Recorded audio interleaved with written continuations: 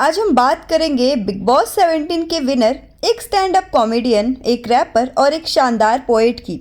जी हाँ, अभी तक तो आपको पता लग ही गया होगा कि हम किसकी बात कर रहे हैं। मुनव्वर फारूकी, जो आज किसी भी पहचान की मोहताज नहीं है। अपने फैंस के दिलों पर राज करने वाले मुनव्वर, जिन्होंने आज अपनी एक अलग ही पहचान बना ली है।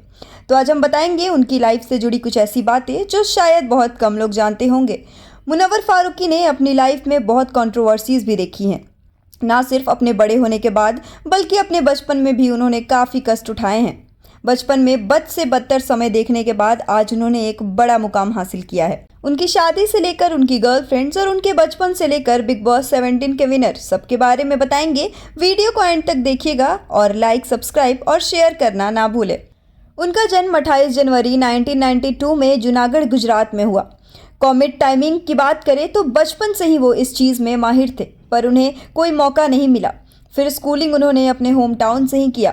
मुनव्वर बाकी बच्चों से थोड़े अलग थे। उनके घर का खर्च और मुनव्वर की बहनों की पढ़ाई का खर्च भी उनकी माँ उठाती थी। वो पापड़ और चकली बनाकर बेचा करती थी। साथ ही मुनव्वर भी उनकी मदद किया करते थे। हालांकि उनके पापा भी कमाते थे, पर वो अपनी कमाई कभी अपनी बीवी और बच्चों को नहीं देते थे। वो अपना पैसा अपने आप में खर्च करते थे। और इतना ही नहीं, मुनव्वर के पिता और उनके परिवार वाले मुनव्वर की मां को मारा भी करते थे, जिस वजह से मुनव्वर काफ़ी सहमे सहमे रहते थे। एक इंटरव्यू के दौरान मुनव्वर ने बताया कि मेरी याद से ही मेरे पिता मेरी मां को फिजिकल टॉर्चर किया करते थे, लेकिन फिर भी मेरी मां हम बच्चों के लिए सब कुछ सहती थी। साल 2002 में गुजरात में जो दंगे हुए, उसमें मुनव्वर के साथ भी एक हादसा हुआ था। जी हाँ, मुनव्वर का घर उस हादसे में जला दिया गया था। मुनव्वर ने यह भी बताया है कि वो जब 7-8 साल के थे तब उनके साथ सेक्स अब्यूज़ भी हुआ था। जैसा कि वो जॉइंट फैमिली में रहते थे और उनका कहना था कि ये घटिया हरकत उनके घर में से ही किसी ने उनके साथ किया था। मुनव्वर ने अपनी मां के बारे में बताते हुए कहा कि साल 2007 की बात है, जब हमेशा मैं अपनी मां के साथ सोया करता था, लेकिन जब एक रात मैं अपनी दादी के साथ सो गया, सुबह मेरी दादी ने मुझे उठाया और कहा कि तुम्हारी मां हॉस्पिटल में है। तब मैं दौड़ता हुआ हॉस्पिटल गया और मैंने देखा कि मेरी मां जोर जोर से चिल्ला रही है। फिर मैंने सबसे पूछा कि क्या हुआ, तब सबने कहा कि तुम्हारी मां को पेट में दर्द है। लेकिन फिर मुझे इस बात पर यकीन नहीं हुआ। जब मैंने दोबारा पूछा कि मेरी माँ को क्या हुआ, तब जाकर सबने बताया कि तुम्हारी माँ ने तेजाब पी लिया है, पर यह बात तुम किसी को बताना मत, वरना हम लोग फंस जाएंगे। मुनव्वर तुरंत गया और डॉक्टर से उसने ये बात कह दी। तब तक बहुत देर हो चुका था और मुनव्वर की माँ ने इस दुनिया को अलविदा कह दिया था। मुनव्वर आज भी उस बात को याद करके बहुत रोते हैं कि काश मैं उस दिन अपनी माँ के साथ सो गया होता तो मेरी माँ आज जिंदा होती, या तो मुझे पता होता कि उनके साथ क्या हुआ था। उन्होंने ये भी बताया कि जब बाद में मां का पोस्टमार्टम हुआ तो ये पता चला कि उन्होंने 12 दिन से खाना भी नहीं खाया था। और इस बीच मुनव्वर की एक बहन ने घर से भागकर शादी भी कर ली थी, और इसके लिए भी मुनव्वर के घर वाले मुनव्वर की मां को ही जिम्मेदार मान रहे थे। साथ ही मुनव्वर की मां ने किसी से 3,500 रुपये लिए थे, जिसके लिए वो रोज आकर मां को खरी खोटी सुनाया करता था। इन्हीं सब चीज़ों से तंग आकर मुनव्वर की मां ने सुसाइड कर लिया था। उसके बाद जब मुनव्वर थोड़े बड़े हुए तो उनकी शादी कर दी गई और उनकी वाइफ का नाम था जैस्मीन। मुनव्वर की शादी काफ़ी कम उम्र में की जाने की वजह से मुनव्वर उस रिश्ते में कभी आ ही नहीं पाए और बाद में उन्होंने जैस्मीन से तलाक भी लिया। जैस्मीन और मुनव्वर का एक बच्चा भी है। मुनव्वर की मां की मौत के बाद उनके पिता उन सबको लेकर दोगड़ी, मुंबई में आकर शिफ्ट हो गए।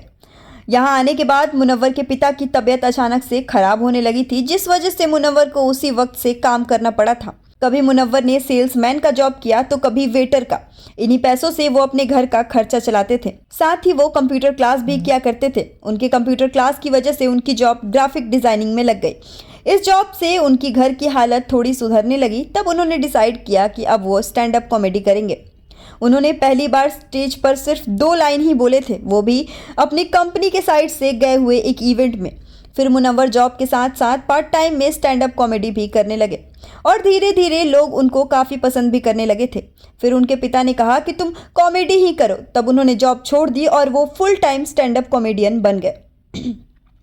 साथ ही वो अपना वीडियो यूट्यूब पर भी शेयर करते थे। शुरुआत में उनके वीडियोस पर उतने लाइक्स, व्यूज़ नहीं आते थे। वो एक एक के पास जाकर अपने चैनल को सब्सक्राइब करवाते थे और वीडियोस को लाइक करवाते थे। पर धीरे धीरे उनकी मेहनत रंग लाई और उनका एक वीडियो काफ़ी वायरल हुआ। उस एक वीडियो के वायरल होने के बाद उनका एक के बाद एक सारे वीडियोस वायरल होने लग गए थे। फिर क्या था, आया कोविड-19। जब वो स्टैंड अप कॉमेडी भी नहीं कर पा रहे थे, तब उन्होंने वीडियोस इंस्टाग्राम पर डालना शुरू किया।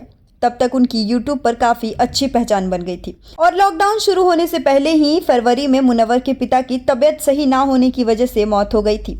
हालांकि अब मुनव्वर का काफ़ी नाम हो चुका था, तो कंट्रोवर्सीज भी उनसे दूर कैसे रहती। उन्होंने कॉमेडी के साथ ही साथ 2 गाने भी बनाए थे, जो कि चौकीदार और एनआरसी था, जिस वजह से वो काफ़ी विवादों में रहे।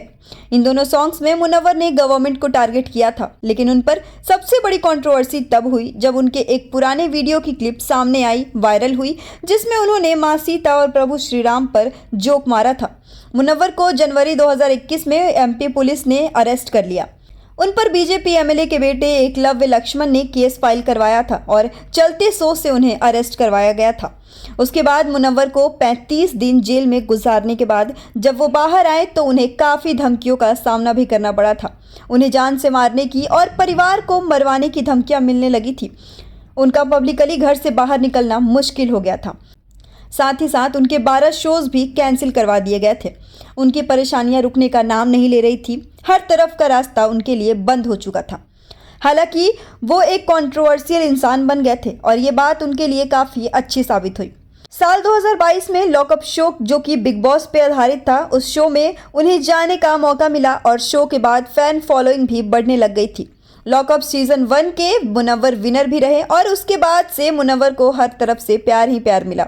बात करें उनके रिलेशनशिप की तो लॉकअप सीजन 1 में उनका रिश्ता अंजलि अरोड़ा के साथ काफ़ी जोड़ा जा रहा था, लेकिन मुनव्वर हर बार इस रिश्ते से पीछे हटते थे। उसके बाद हमें पता चला कि मुनव्वर की एक गर्लफ्रेंड है जिनका नाम नाजिला है।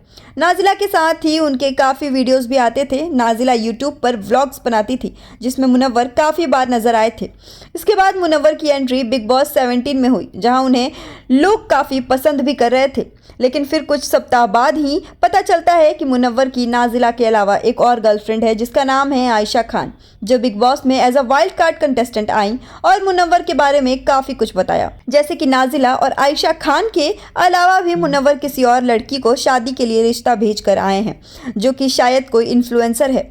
हालांकि उसका नाम सामने नहीं आया है, लेकिन आयशा खान और नाजिला दोनों ही मुनव्वर से काफ़ी नाराज़ नजर आ रही हैं। और साथ ही मुनव्वर के बेटे की बात करें तो मुनव्वर और जैस्मीन का बेटा अब मुनव्वर के साथ ही रहता है। उनकी वाइफ जैस्मीन ने अब किसी और से शादी भी कर ली है।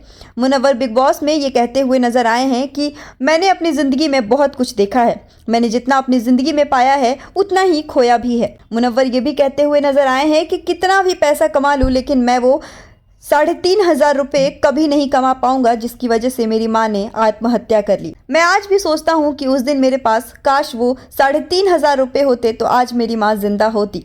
बात करें मुनव्वर की नेटवर्थ की तो अभी उनकी नेटवर्थ 5 करोड़ है। मुनव्वर ये मानते हैं कि उन्होंने अपनी ज़िंदगी में बहुत गलतियां की हैं और उन्होंने रिलेशनशिप में चीट भी किया है, जिसका पछतावा उनको ज़िंदगी भर रहेगा। ये थी मुनव्वर के बारे में कुछ बातें। और आप किस बिग बॉस कंटेस्टेंट के बारे में जानना चाहते हैं, कमेंट करके बताइए। और साथ ही साथ ऐसे ही अपडेट्स के लिए हमारे चैनल को सब्सक्राइब कीजिए और वीडियो को लाइक और शेयर कीजिए।